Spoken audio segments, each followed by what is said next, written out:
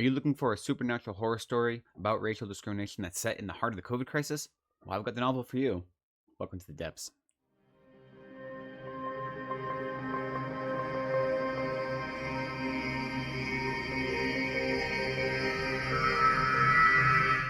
Hello, welcome back to Reading from the Depths. My name is Leighton. Thanks for spending some time with me. So today I have a review for you of Bat Eater and Other Names for Cora Zeng. This is by Kylie Lee Baker. I received a complimentary copy from the publisher, which is Mira, and it's being published later in April. I really enjoyed the story. It wasn't what I expected it to be, and I had a great time with it. Now, I will say that it takes place in the heart of COVID in 2022 in New York City. First, when I first started reading it, I felt it was too on the nose. Like, I didn't think this was necessary. A big part of the story is about racial discrimination, and we saw violence against Asian Americans in America explode during the COVID crisis. But America's always been good at discriminating against minorities, so I didn't really know if it needed to be set in New York City during the COVID crisis, but it ends up being critical to the story, and it makes sense. So that could be a trigger for some people, so you should know that going in, that it takes place in New York City during the COVID crisis. There are some alternative parts of it, like some of the politicians aren't the actual politicians that were in New York at the time that are mentioned in the story, but otherwise it feels very true to life. And this might be jumping ahead a little bit in my review, but that helps the world building quite a lot for those of us that know what New York City was like during COVID. Now, I didn't live in New York City, but I saw pictures of it. I knew people that were there, and I heard about it, and I saw, images and so forth on the news. So knowing that it was set there automatically created atmosphere in a really tangible way. I wonder if this will hold up. So in 10 or 15 years, when there are readers that didn't live through the COVID crisis, if the atmosphere and the setting and the world building will feel as tangible and as real to life to them as it will to those of us who read the story now. So that's one of my small doubts about the story, which isn't how I like to start a review, but for me reading it, I thought the world building was really effective and worked well. I do wonder about the longevity of it because it does rely upon the reader having some experience of living through the COVID pandemic.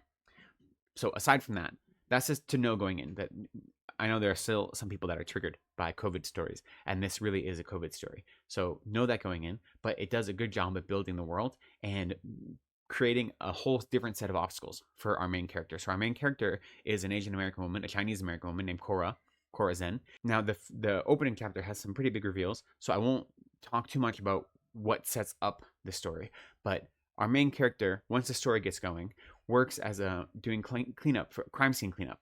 She works as a small crew that works out of Chinatown. And the irony is that Cora has OCD and she hates being dirty. She obsessively cleans everything about her apartment, her hands, everything. Her hands are chapped raw from how much she cleans them. She can't deal with dirt in any meaningful way. So she does have this mild OCD, which is really terrible for her during COVID, as you can imagine. Like, COVID itself is overwhelming her, so she's constantly afraid of going anywhere and doing anything. And then working as a crime scene cleanup person, it just seems like so contradictory to her as a person, yet it works because she gets to put on a biohazard suit and clean things, and she has the satisfaction from making things clean again.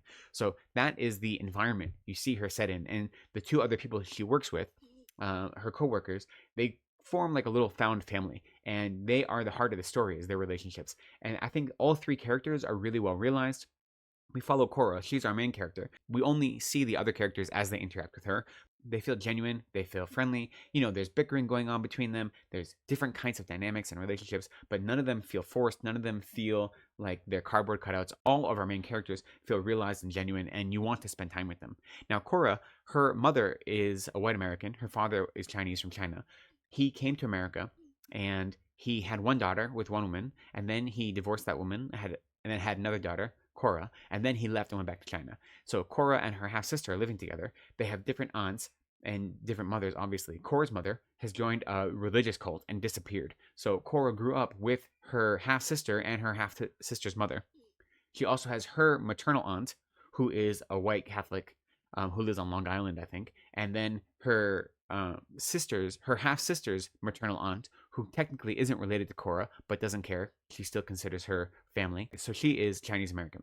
And that plays a part in this because there's a whole supernatural aspect of this. Story takes place during the Hungry Ghost Festival, which is a cultural festival that has to do with worshiping the ancestors who have passed away and making offerings to them and going through the motions of making sure that they don't exist in such a state where they could come back to haunt you, basically, with the Chinese interpretation of hungry ghosts as being these forces that are neither living nor dead that can haunt the living if they aren't properly propitiated in any meaningful way.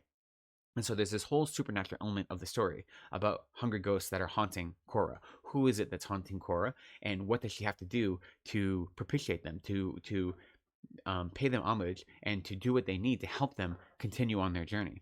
So that's one aspect of the story. But then the other aspect is, in her day job, cleaning up crime scenes, she notices that a lot of these murder victims that they are cleaning up the houses of are Asian women who have been violently murdered, and often a bat has been left at the murder scene. And she realized there is a serial killer who is killing Asian women, yet no one will take her seriously. So her and her coworkers understand that this is happening, but the police don't care. No one cares that Asian women are being murdered. And this is where the whole COVID of it comes in, and where the term bat eater, which, obviously is a derogative term that was hurled at Chinese people and Chinese Americans, and really because bigots are ignorant and foolish really to any Asian and Asian Americans, regardless of whether they were ethnically Chinese or not. This term and other worse terms were used in this kind of systemic discrimination. And so our main characters are dealing with trying to find out the serial killer, also being afraid for their own lives because the serial killer is hunting, in their neighborhood where they live. And Cora herself is an Asian American woman, a Chinese American woman, so she could be a potential victim. So she's afraid for her life. No one is taking her seriously. She's trying to hunt the serial killer with her friends. At the same time, there is this supernatural hungry ghost situation happening, and she finds herself haunted and stalked by these supernatural entities that she doesn't understand anything about. And so you have these wonderful interactions between Cora and her two aunts, the white aunt who brings her to church, and only when she suffers through a church service will her aunt help pay her student loan debts. And then she goes to the Chinese aunt who is giving her all the offerings that she's supposed to make for the Hungry Ghost offering and trying to, take care of the cultural aspect of her life. But Cora isn't really interested in that. So she has these two opposing forces in her life that are her only kind of parental figures, though they're both aunts. And they relate to her wildly differently, one of whom doesn't really seem to care about her at all, but puts on a performance of it. The other one does seem to care about her, but cares about her being something that she doesn't really feel like she is, because she doesn't feel as connected to her ethnicity and to her cultural roots as other Chinese Americans do. So she is caught between cultures, and having these two aunts in her life really personifies how she's caught in the middle. And being caught in the middle is part of her problem, right? Trying to solve this serial killer murder that no one's taking seriously, which is not only like a very human problem, but it has to do with this discrimination and how white people treat Asians and Asian Americans. So that is, the half of her story that relates to her white Catholic aunt, and then having these supernatural entities that are stalking her, that are haunting her, that she doesn't understand how to deal with, that comes from her Chinese American aunt. So she is constantly battling these two worlds and not knowing where she fits into it. Now, the story gets gory, it gets bloody, it gets emotional. I had a really great time with this. So both the storylines resolve, and I was satisfied with how they both resolved. It actually went farther than I thought it was going to. It went to places I didn't really expect. So I was satisfied with the resolution. However, I would have liked it to take a little longer. Like, it felt a little bit easy. Like, when we got to the resolution, it just seemed to happen quite quickly. So I wouldn't have minded if it was stretched out. Like, this book could have been another 50 pages longer, and I would not have complained because it read really quickly. I enjoyed spending time with the characters. I thought everything was well laid out, and if you had given me an extra 50 pages for the climax and denouement to just be stretched out a little bit to get a little extra details, a little bit more kind of moments of shock or moments of emotional resonance, then I would not have complained about that. As it was, I thought it was a little tidy, a little neat, a little quick, but I was happy where it ended up. So many people would take the opposite position of me, and they don't want things dragged out more. So maybe I'm uncommon in that way, because it did read really quickly and it was a fun read. The story did balance with these two storylines, some like slow simmer tension that was constantly building slowly, and then these like brief eruptions of violence, whether violence against our main characters or violence that our characters happen upon in the course of their work. So it did a good job of balancing these tones of having this slow brooding tension, because it's overwhelming. You think of the environment of COVID, especially in New York during the pandemic.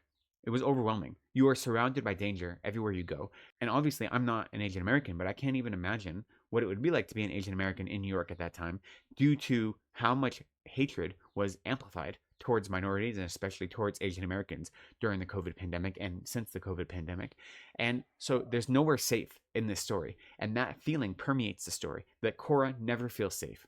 She doesn't feel safe because of the virus. She doesn't feel safe because of the serial killer. She doesn't feel safe because of this supernatural aspect of her culture that she doesn't know enough about to protect herself from.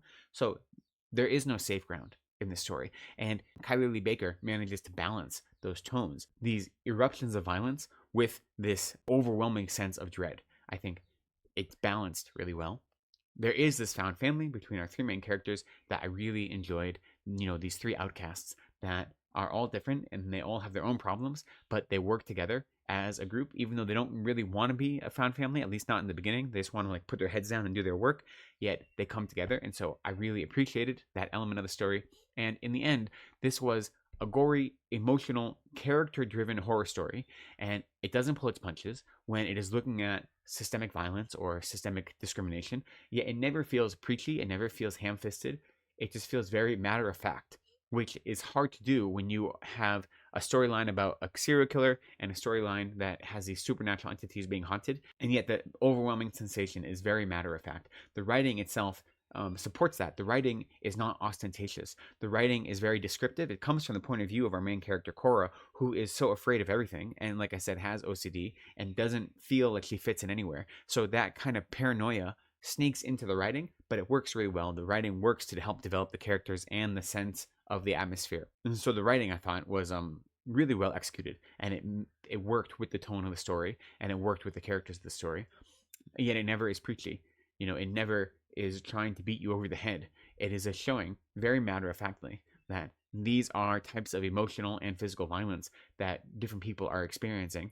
And the COVID pandemic is like a pressure cooker that turns everything up and makes everything worse. The story is about trauma, it's about violence, and it's about how trauma and violence fuel understandable anger, yes, but also they fuel empathy, a deep empathy, and the recognition that humanity and the communities that comprise humanity are more than the individuals that make up that community, for better or worse.